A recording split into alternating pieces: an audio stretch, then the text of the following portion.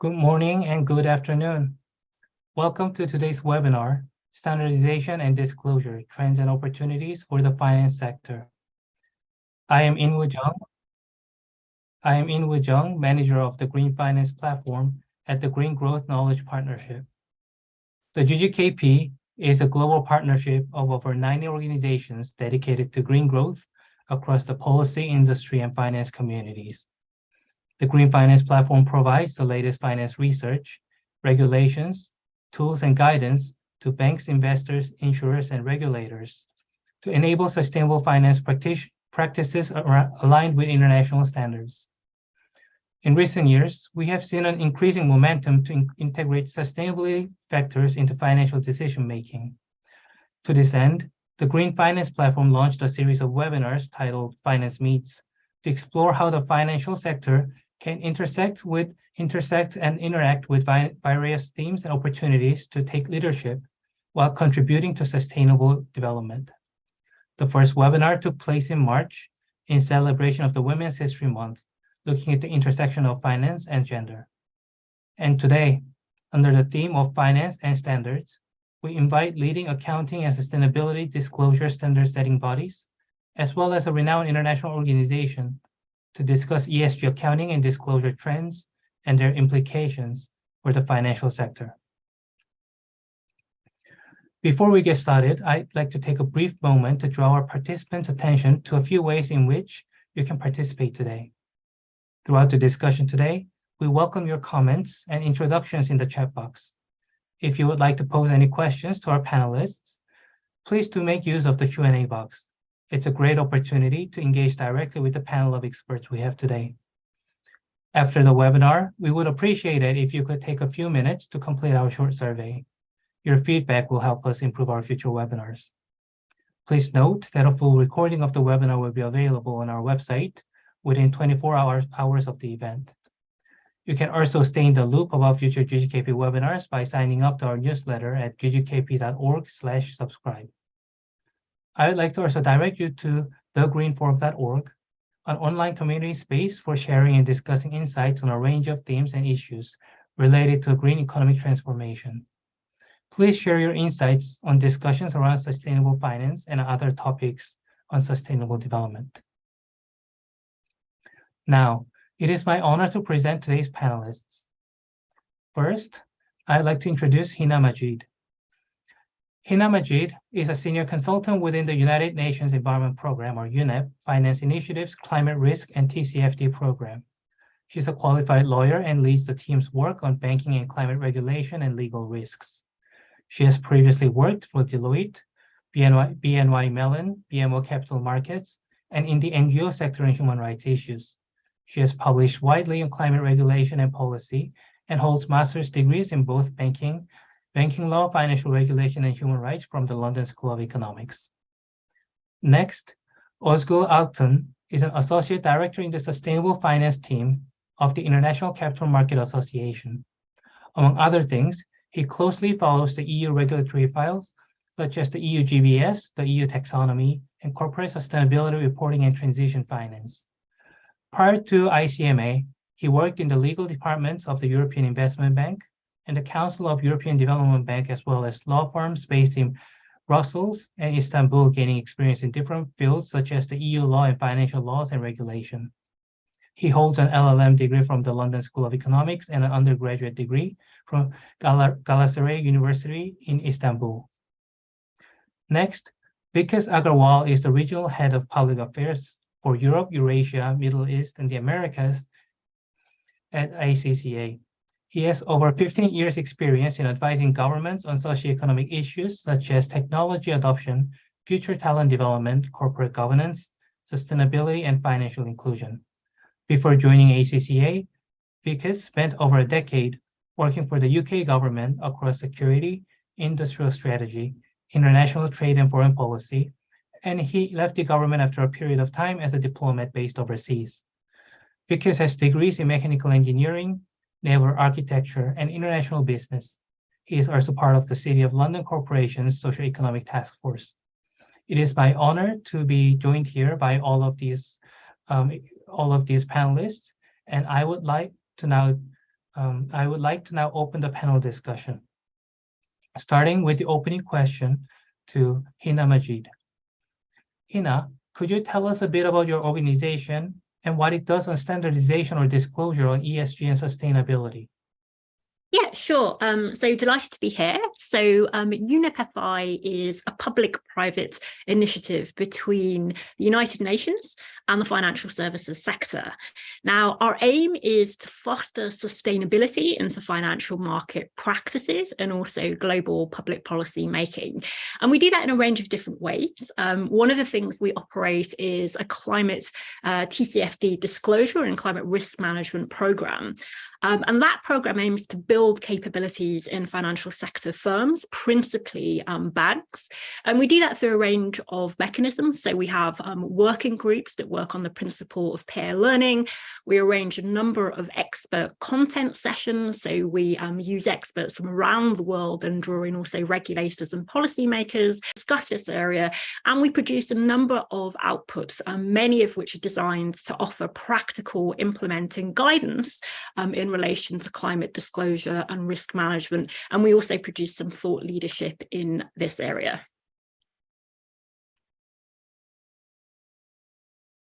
Great, thank you very much. Now I would like to pose the same question to Özgür. Özgür, can you tell us about your organization and what it does on standardization or disclosures on ESG and sustainability? Thank you. Thanks a lot. So International Capital Market Association is the leading global industry association in international bond markets. And as you know, bond markets represent one of the deepest pool of capital when it comes to financing the real economy. I think the size has been somewhere around $130 trillion. So we are a standard setter in this market. We are a 50 years old organization, and we have members over 600. We have members over 600, and we have from the 66 different countries.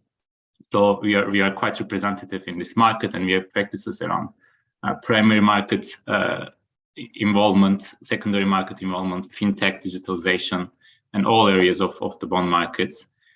In the ESG and sustainability space, our core expertise and focus area is the sustainable bond market. And what do I mean by that? Sustainable bonds are basically on one side what we call as the use of proceeds bonds. So these are the green bonds, social bonds, and sustainability bonds, where issuers commit to investors to allocate the funds to exclusively to green and or social projects. We also have another product which is more recent, which is called a sustainability linked bond. And here the approach is not use of proceeds, but it's rather issuers committing to predefined set of objectives, sustainability targets and KPIs, and then they make subject themselves to a penalty if they miss these targets. So investors get some compensation.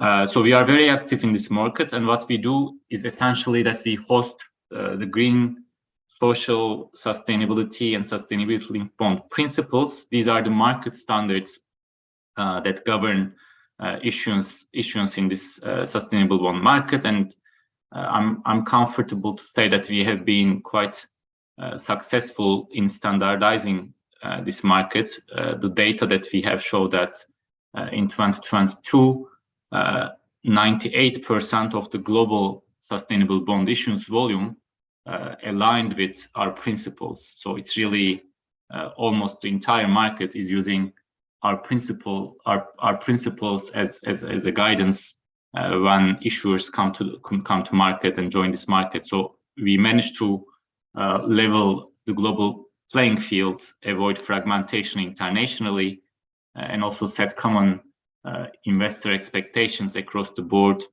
which promote transparency and integrity. The principles rely both on behavioral and disclosure requirements. For example, in a green bond, you need to allocate the money to green projects exclusively. So that's a promise you're making to investors. On the other hand, there are also disclosure requirements. For example, when you do a green bond, you are under a commitment to report annually on both allocations, i.e. where the money has gone, but also on impact. So what was the environmental impact of the projects funded by these green bonds? This is how it works. This is what we do. We also have standardization efforts apart from this principles, these more overarching frameworks. We have a climate transition finance handbook, which aims to support transition-themed green or sustainability-linked bond from mostly the hard-to-abate sector issuers.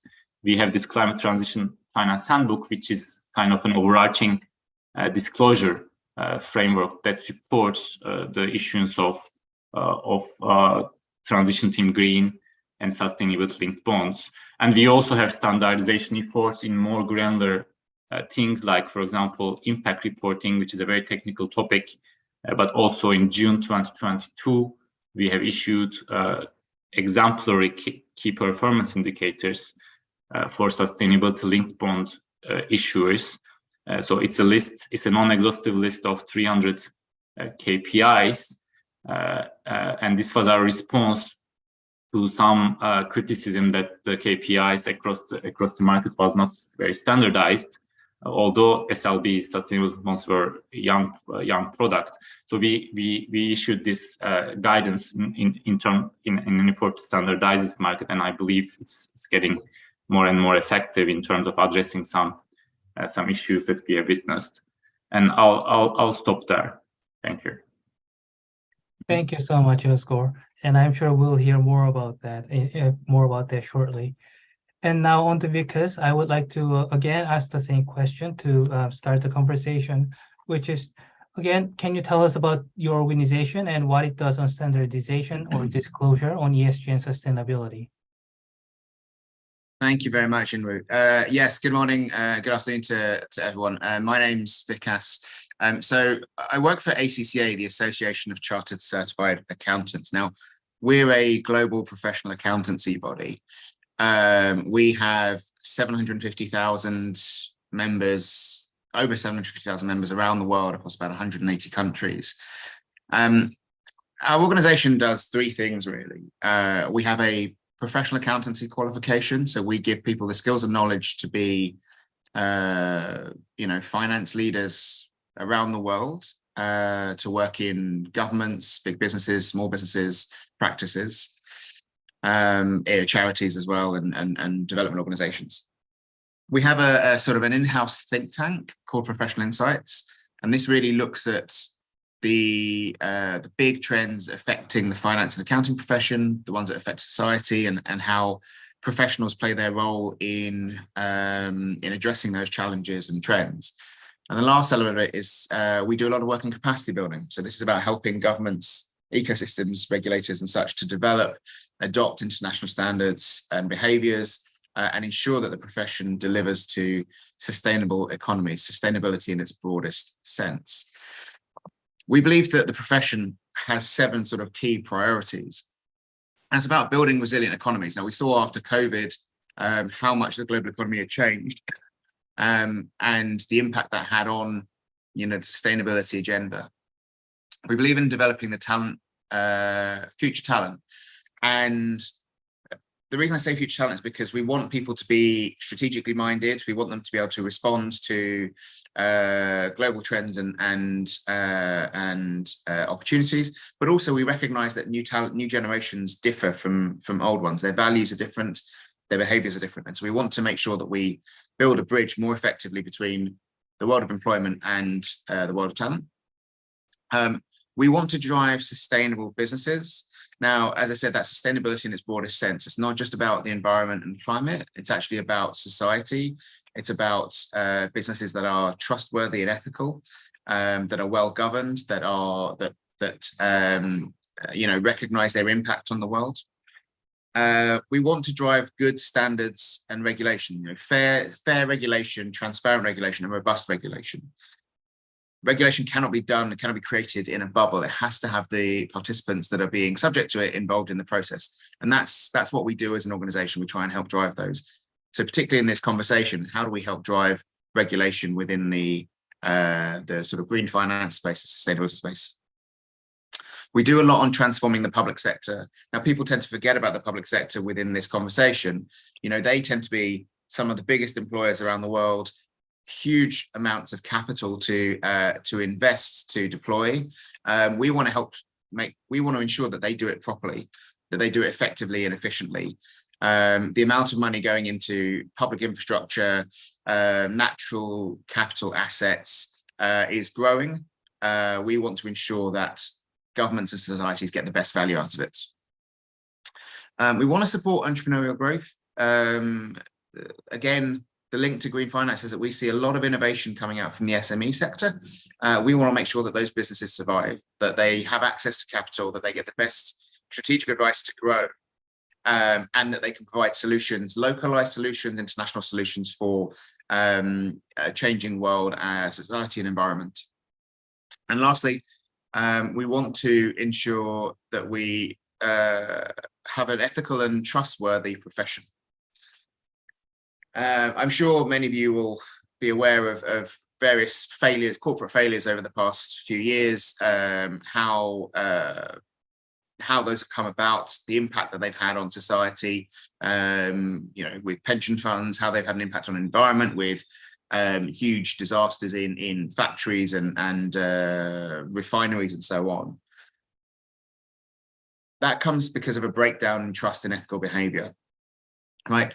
We want to ensure that people are ethical in their actions, that they are doing their jobs as society expects them to be doing so.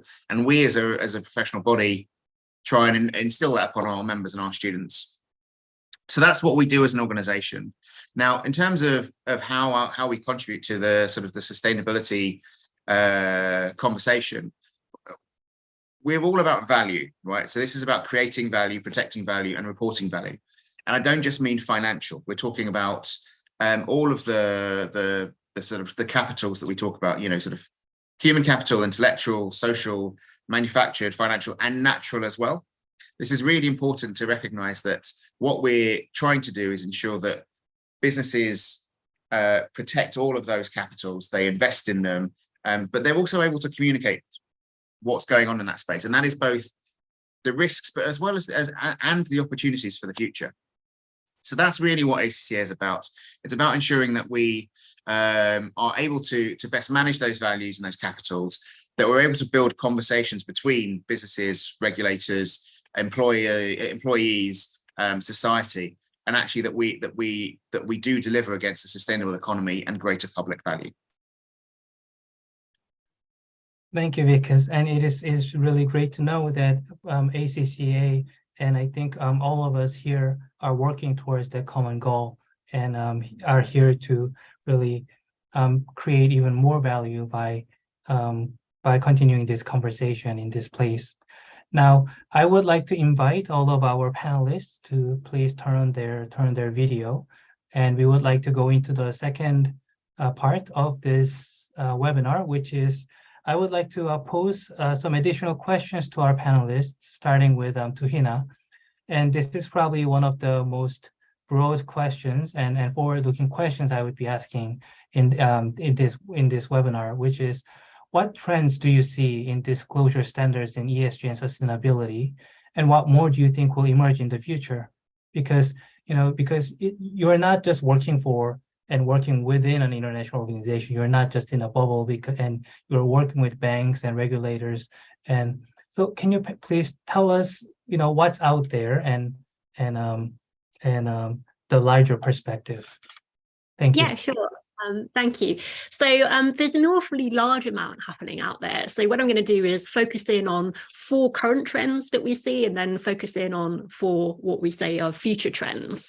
So I think the first one, which is kind of pretty obvious, I suspect, to a lot of your audience, is that a growing number of jurisdictions are implementing regulation or policy for disclosure of climate-based risks and opportunities.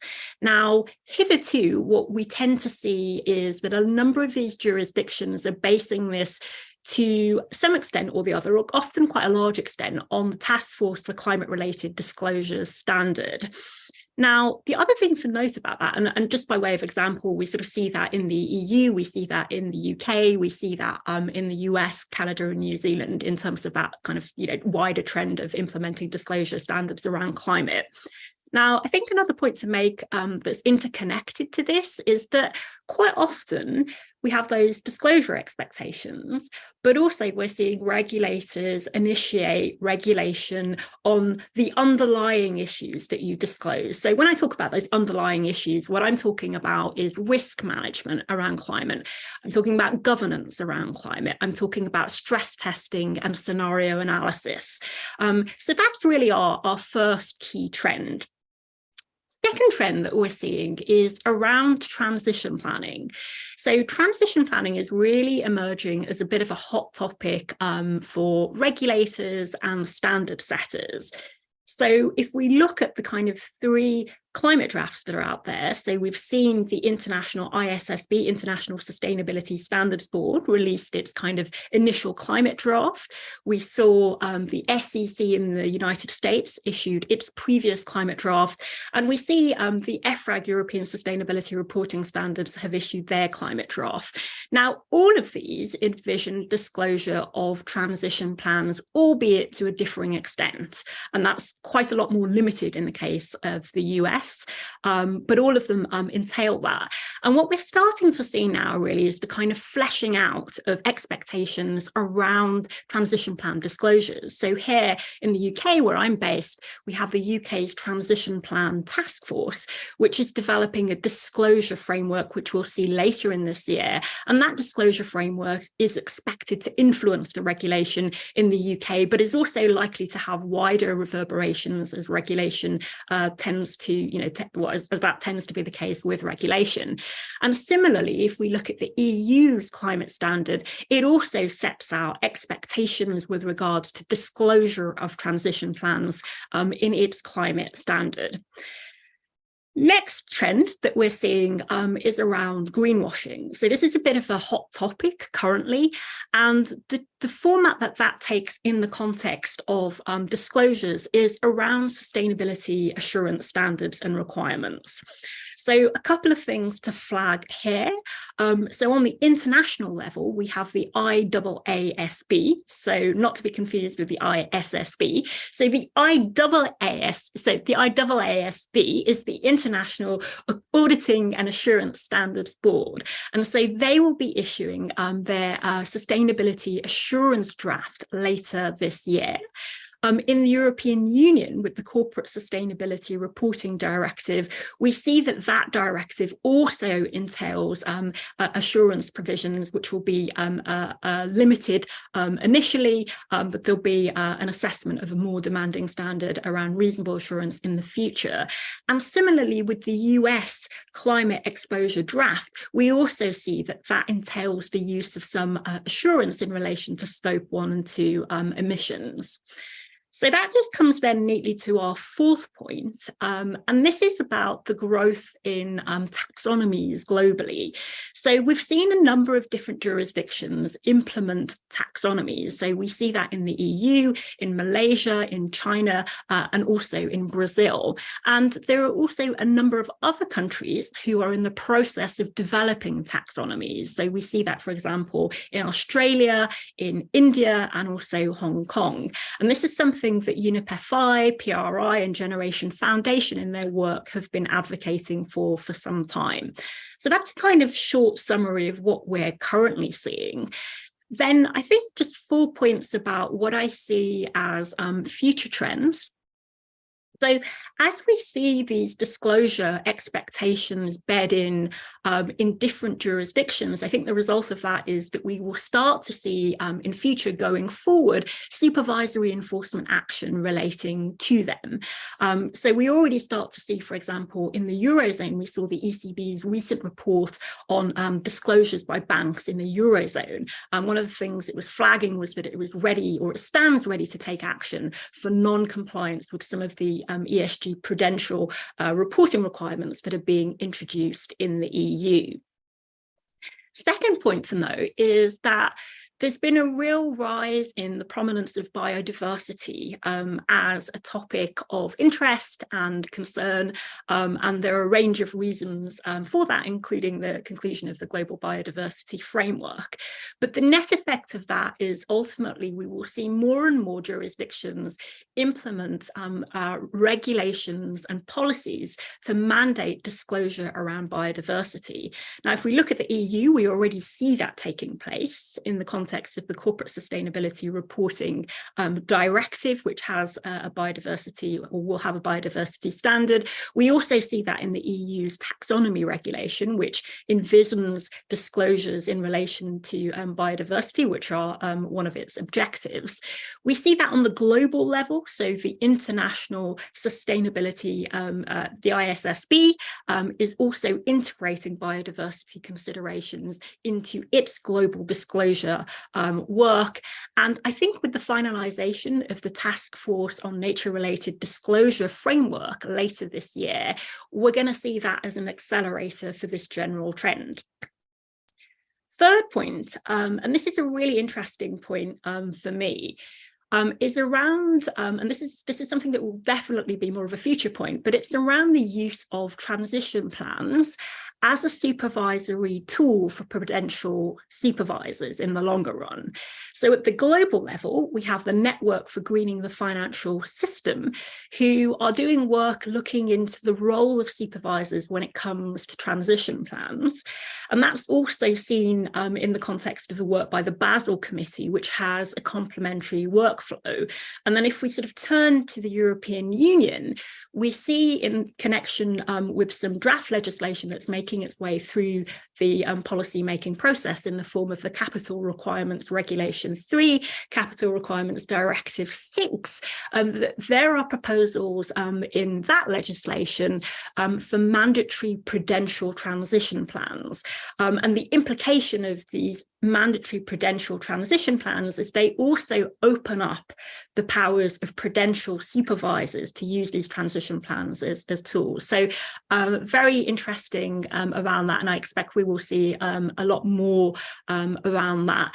And then the fourth point, and it's something that I alluded to earlier on, is really the integration of these sort of ESG type considerations into prudential disclosures to prudential regulators. So on the international level, we see that the Basel Committee is looking at integrating climate into the Pillar 3 framework. And in the European Union, we see that there are rules that have been introduced for ESG prudential Pillar 3 disclosures to be made. So that's just a quick kind of canter through some of the current and future trends in that area. But there are so many, so it's very difficult to narrow them down, but those are the ones that I see as most relevant. Thank you, Hina. And as you say, there are so many trends and opportunities as well that are currently emerging. It's almost impossible to list them all. But I think you've done a really good job of explaining to us and as what they are and the implications, their implications as well from where you're seeing.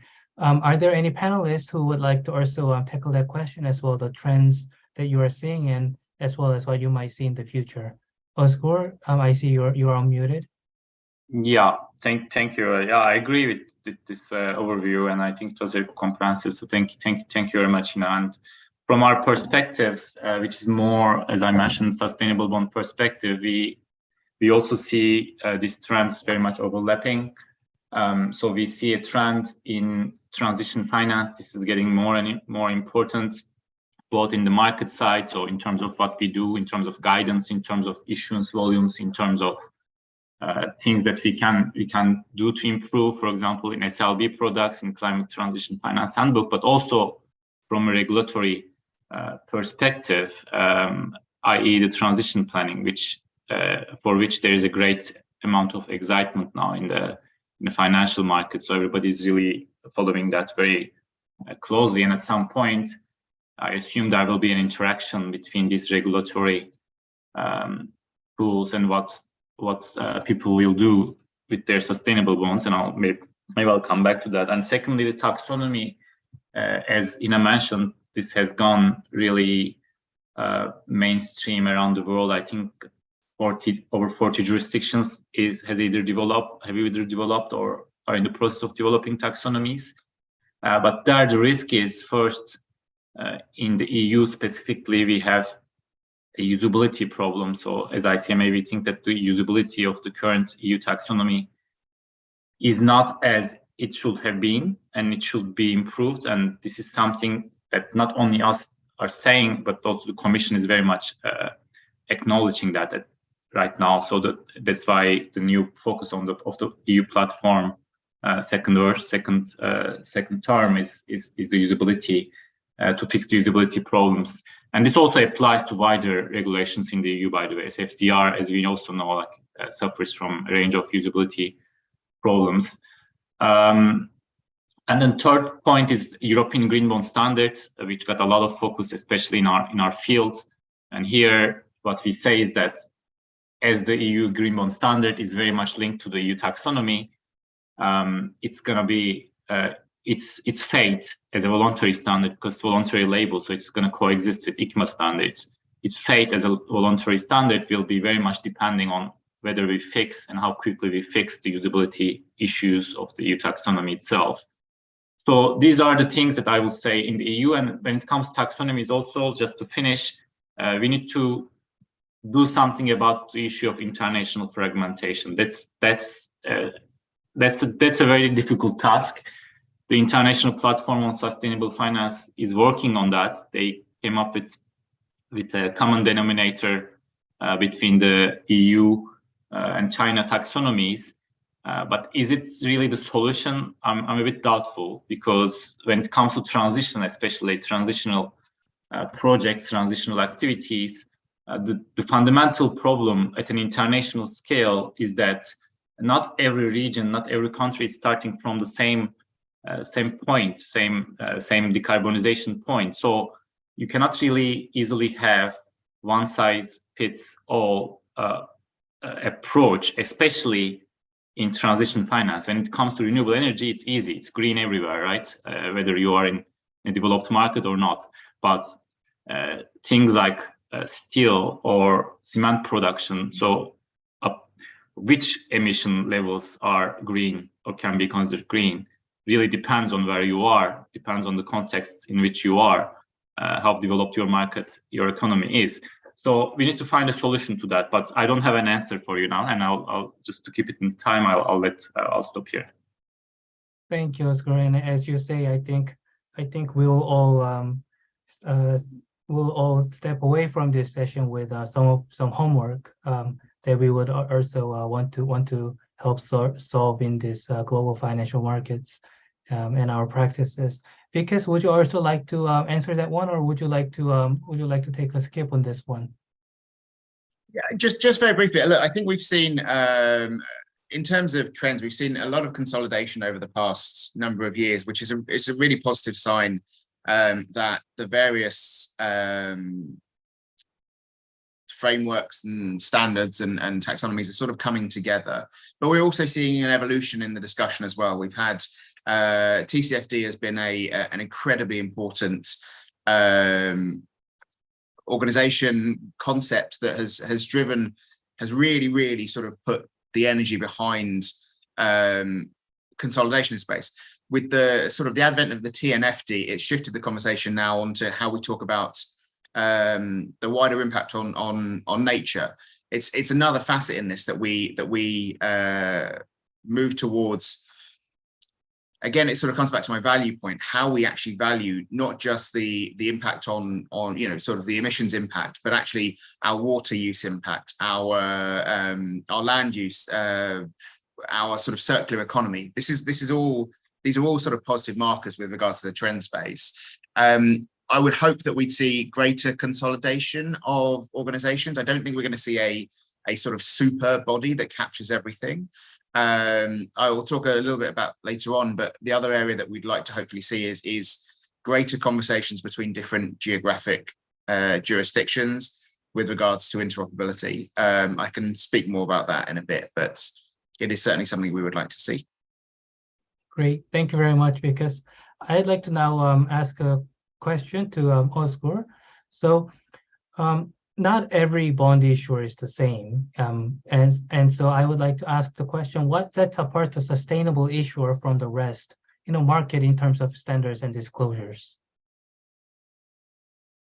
Thank you. That's a good question. So I'll once again I'll take that from labeled bonds perspective. As may be known to many of you, sustainable bonds are high in demand by investors because they bring additional transparency, additional accountability that investors very much appreciate, and these financing tools provide them with sustainability related engagement opportunities with issuers. So in a sense, that's an approach that doesn't exist under the mainstream, what we call vanilla standard bonds. And at a more systemic level also, this transparency, increased transparency on the reporting of allocations, for example, where the money has gone or what was the environmental impact. But at a systemic level, compared with mainstream instruments like mainstream bonds or equity instruments, these bring additional transparency on how market actually is evolving towards sustainability, right? That you can assess, gives you policymakers also a tool to assess how funds are actually going to sustainability. So in that sense, the transparency and accountability are fundamental in this market. And from issuers' perspective, it gives you a benefit to do a sustainable bond versus a vanilla bond, because you will access what we call as ESG and impact investors that would otherwise maybe not be coming to you. So it gives you investor diversification opportunity. And these are generally very sticky investors, so they don't really sell your bonds. They are long-term investors, so you get reliable and more diverse range of investor base. So these are really the advantage and the answer of the question why I should be a sustainable issuer compared with well, I shouldn't just not care about it, right? So we see, however, there's an important trend, and I would like to emphasize that this has been already getting more important, but now I think there's almost a consensus, and it's become a must actually. So investors, as of today, they do not look only how a green bond is or how ambitious a sustainability linked bond is. So they are really looking at what you do beyond the use of labeled bonds. So what is your sustainability strategy, and how, for example, a green bond fits in the context of your wider and broader issuer context, broader issuer ambition and direction of travel. So that's really something that they care about, and they ask a lot of questions on this in roadshows, in other marketing phases of transactions. So this overarching sustainable strategy has become a crucial component of labeled bond issuance for organizations. And here, the link that I would make more specifically with the question is that if you have a sustainability strategy in place, if you have a credible transition plan in place, or if you are more from social sector, you have an overarching social strategy in place, it's easier and more credible for you to come to sustainable bond market and issue a green bond and tell investors a narrative that will convince them, look, I'm already in a trajectory towards sustainability, and here is my green bond. So in that case, you will probably get closer to the ultimate success in terms of achieving potentially a financial benefit from a transaction that you were contemplating. Conversely, for example, if you issue a green bond, which is pure green, let's say dark green, you invest in wind farm, but at the same time, unconnected with this transaction, you go and invest in fossil fuels. Investors will definitely not appreciate that. In some cases, this can even be, for example, lack of transparency about your fossil fuel investments. This can even be called greenwashing, the strategic inconsistency. So this is really an important issue. And how do these all connect with standardization and standards that exist in the market? I will say that basically to be able to do a credible green bond, as well as to show credibly your sustainability strategies, you should fall back again to green bond principles at a product level, but also things like TCFD, ISSP, or ECRS reporting at your entity level. So you should really use all of them in a context, and when you're going into a transaction in order to get benefits, both investor diversification, hopefully greenium, and so on and so forth. Thank you, Oscar. And I know everybody or the participants that we have some interesting questions in the chat box. We will hope to get to all of them shortly. I would like to just ask maybe Vikas, maybe one other pre-prepared questions, and then turn to questions asked by the floor. Vikas, could you tell us how have accounting standards evolved around ESG and sustainability information, and how can the financial sector best make use of ESG and sustainability accounting practices? Yeah, it's a really good question. So as I mentioned, we've seen a great deal of consolidation. ACCA was one of the founding members of the International Integrated Reporting Committee. And that body was put together because there was a recognition that the how we report and what we report wasn't really meeting the needs of the global finance community, shareholders, stakeholders more broadly. It was very much centered around just really financial capital. There was a shift more towards CSR reporting, but it wasn't really hitting the notes of what people were looking for. And so the IIRC was established to start pushing reporters, disclosures towards this integrated thinking model. So how do all of the capitals actually contribute towards your business, both your inputs and your outputs, and then your lasting impact? Now, over time, we've seen the IIRC come together with SASB, and lots of acronyms coming through now, to become the Value Reporting Foundation, which again look to bring a set of standards together with the frameworks. Okay, look, this is what you're now going to be measured against, and this is how you report it and why you would do it like that. And since then, we've had greater consolidation with the CDB, and we've ended up with the ISSB body, and that has subsequently fallen underneath the IFRS Foundation. And that sends a really strong marker. You know, when IFRS was first implemented, or has been implemented, it was about creating an international language, right? This is about a language that you can go from country A to country B. You can compare two different reports in exactly the same language and understand exactly what is going on. That is the initiative. That is about how we make sure that sustainability reporting and disclosures are comparable, are transparent, and are well understood, right? So an investor in France can look at a report in Vietnam and say, you know what, that compares much better to my equivalent in another country. I'm going to invest there. So that's really sort of the initiative about this. It's not just about creating like a super body. It's about understanding what exactly is the purpose of doing all of this. So that's the consolidation we're seeing.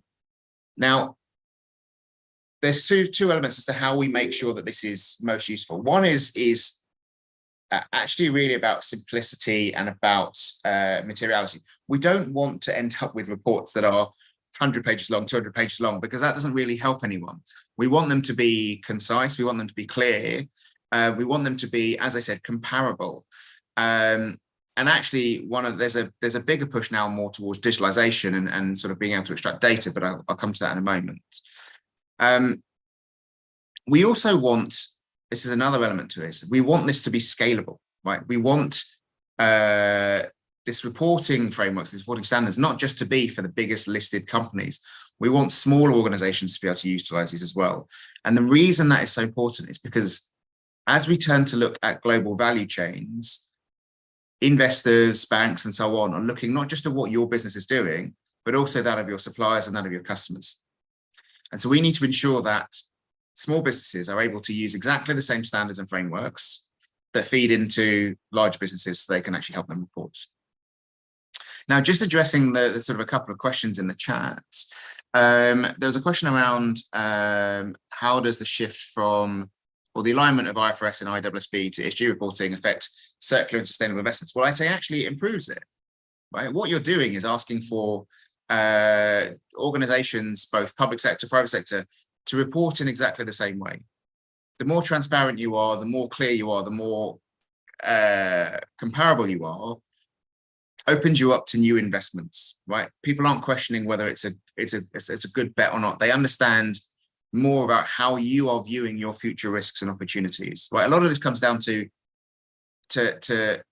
an external investor being able to look at something and say, in 5 years' time, in 10 years' time, I think they have got a plan in place to address the challenges that are coming down the line. Now, if they're not doing that, an investor might question, well, what are they hiding? What are they not doing? Or perhaps if they're not doing it well enough, they can say, look, this is where you need to improve. But that actually helps shine more light on investable, bankable, projects, whether, like I said, whether they are public sector or private sector. The question that Godfrey has posed about what's the role in government and all of this. It's a really good question. I would say I don't think it's necessarily a case of being left to international organizations. We want standards, we want there to be a set of international standard setters. We want international organizations like the IAASB that Hina mentions to set the principles and best practice for governments to adopt. It might be that there are reasons why governments may choose to derivate from those best practices. As long as they're able to explain those points, then actually it sort of, I won't say it makes it less relevant, but it allows, again, the investment community to understand what is going on. Like, why have you made that decision? If it's just that you want to do something on your own, that's not really, good enough. That's not the trend. That's not the movement, the direction of travel. If it's that something about your country, your ecosystem, your economy will perhaps not put you in a comparable best light to somebody else, then fine, that's okay. But we have this sort of comply and explain practice when it comes to corporate governance and so on. Now, that sort of leads to a second issue, which is about this the just transition concept that we've been discussing quite a lot, and what's come out of COP and so on, is that if you are derivating from international standards and so on, and you can explain it, that's okay. It's about helping you adjust and shift more into international norms, right? We know that energy use is problematic. We know that things like recycling are problematic. I don't think there should be a general principle that we penalize countries that are not performing to international standards on those sorts of things, but it's actually about how do you finance that. And again, when it comes to standards, being able to show those opportunities or those shortfalls creates new business investment opportunities, right? If you need financing to ensure that your recycling sector gets up to international standards, then somebody will see that as an opportunity. But there's no point hiding that, because then you don't get the funding for it. Great, thank you, Vikas. Maybe Hina, would you like to respond to some of these questions, like how would alignment into some of these global standards on sustainable reporting and disclosures, how would they affect moving from grant and agency funding into mobilizing private finance, for example? And you're muted, by the way. So I don't have too much to add to what's already been said in relation to those. One of the really interesting questions here is around greenwashing, which is very, very topical at the moment. Now, I can't comment on the specific AGM, the ExxonMobil AGM on the 21st of May. But I can say something sort of more broadly and more generally on greenwashing from a sort of regulatory and policy perspective. So firstly, in terms of how that's addressed, obviously, when you establish standards for disclosure in relation to transition plans or net zero targets or pledges, then you address the scope for greenwashing by requiring you to disclose in a specific way in any event. The other thing to say is that like this whole area of greenwashing, greenhushing, and all of the kind of collected related behaviors is something that's becoming increasingly topical. So in the European Union, we have the European supervisory authorities who are just about to issue their interim report in May of this year, looking at the general topic of greenwashing, i.e., you know, what is it? What does it consist of? How should we be thinking about it? What should we be doing about that? And that will also be followed by a finalized report next year, where we'll have some more developed thinking about these areas. So just to say, I think that's a really interesting comment. Can't comment on the specifics of the AGM, but we are seeing steps to address that more generally in terms of regulation and policy. And I expect that we will start to see more as this becomes a more topical issue. Great, thank you. Oscar, I see you have unmuted as well. Yes, I also wanted to comment on this greenwashing consultation, which we have been following very closely, and to which we have responded in this consultation in the EU, especially. I mean, as ICMA, our position is that it's really important that regulators indeed look at greenwashing and chase it and try to conceptualize it and find solutions where necessary. But at the same time, we caution about approaches that kind of imply that the greenwashing is everywhere, every time, and can be everything, like without any boundaries. That can be intentional, unintentional. It can be really, it's kind of a disease that really, there are spreaders who didn't know about the greenwashing, but who still helped it. So this kind of like somewhat, I'm not saying it's the case right now, but there's a risk if the whole narrative around that goes into kind of a witch hunt, right? Like, because then things that we do in sustainable finance mostly are voluntary. Then you're creating these incentives against sustainable finance, because people this time start to think that, well, at this stage, I don't get enough greenium. For example, I'm talking about green bonds. There is no conclusive evidence on greenium. There are some people who say greenium exists, or some people say it doesn't exist, but it's not conclusive debate. At the same time, when I try to do a sustainable bond, because the regulator put an approach that is overly comprehensive and overly inclusive of greenwashing, I take some reputational and potentially in future legal risk. So why should I do this? Why should I try to give extra transparency, especially in our field? Because in our field, everything is voluntary. You don't have to do a green bond, for example. It's just voluntary thing that you do a green bond. Like, unlike what Hina mentioned, which is reporting, which will be mandatory. In that case, you cannot just not do it, right? It's not different game. But if you take such an approach, then you are pushing people towards greenwashing. And then there were also some arguments that even greenwashing is a greenwashing, but I completely disagree with that. I mean, if you don't have a claim, how can it be a greenwashing? It's just, in terms of policymaking, my overall point is that policymakers really need to calibrate their approaches. They need to be really targeted, and they need to go after greenwashing in an evidence-based manner, rather than really trying to bring everything in scope and everybody can be blamed for greenwashing under whatever circumstances. So that's our position as ICMA, and that's how we responded. And we also presented the definition of greenwashing, which is closer to misrepresentation that is either due to an intentional behavior or a gross negligence. So basically, it should be a misrepresentation, and it should be either intentional or gross negligence. And just to finish, we also very much disagree with the view that mistakes in reporting, mistakes in interpretation of regulations can be greenwashing. That there was such implied idea in this consultation.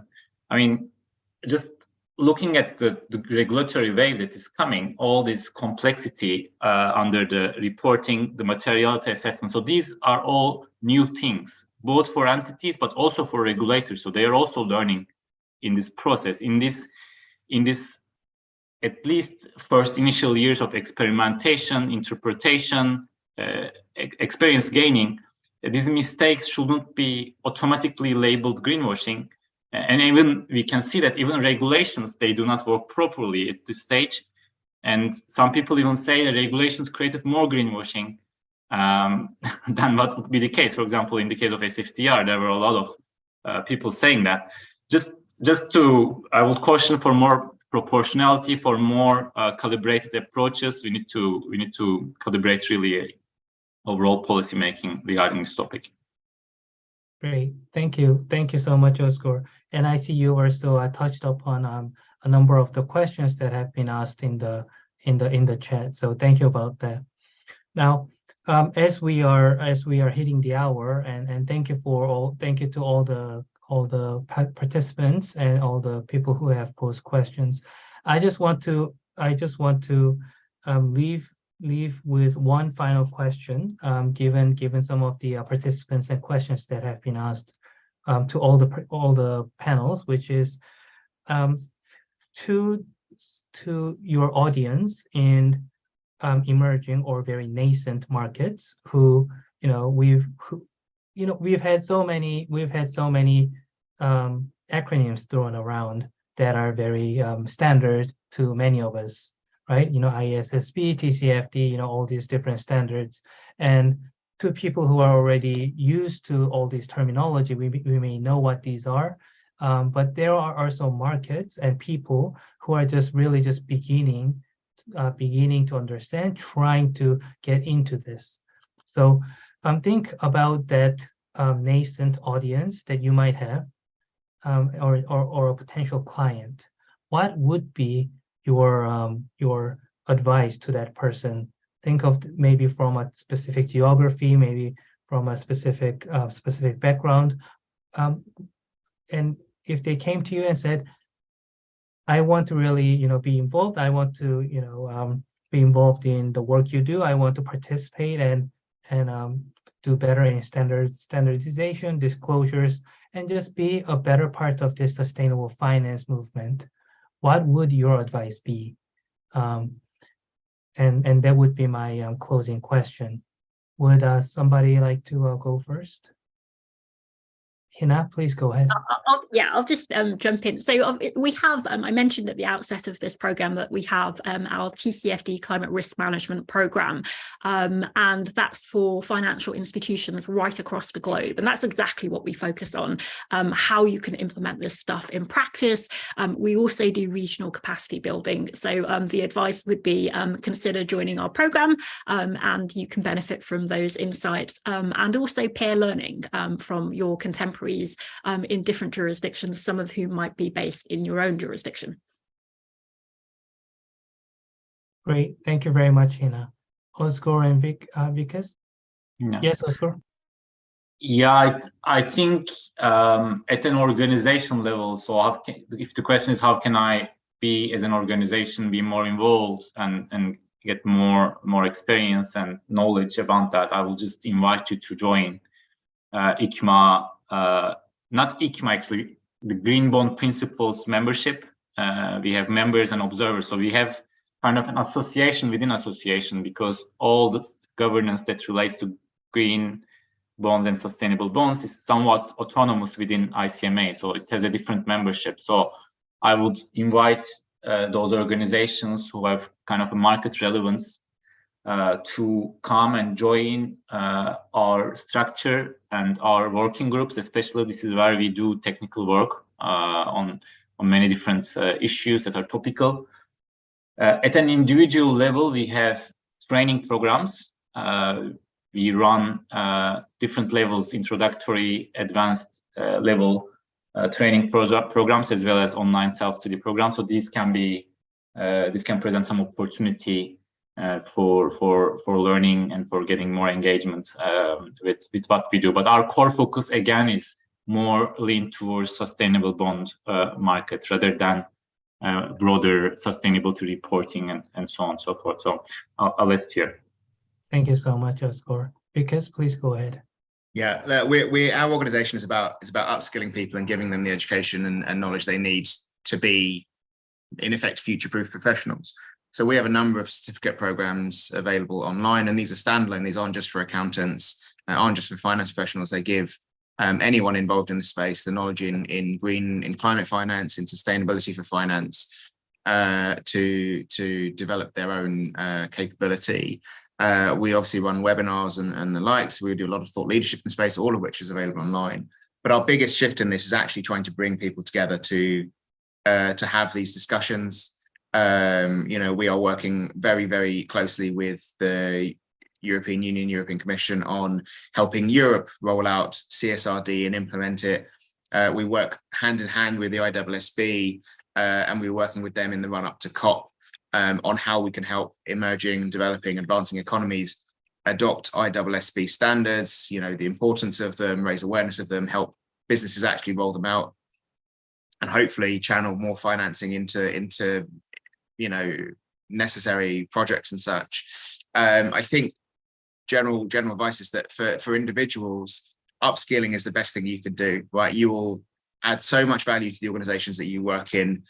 You'll be able to raise, better understand how you channel a green bond into your organization or into your ecosystem, into your sector, and actually how we can start properly financing the transition plans that we have in place that we need for to at least try and cap anything above the Paris commitment of 1.5 degrees. I think that's really the sort of crucial point here is making sure that we basically don't kill the planet. So great, thank you, because I think we are all trying to work on that.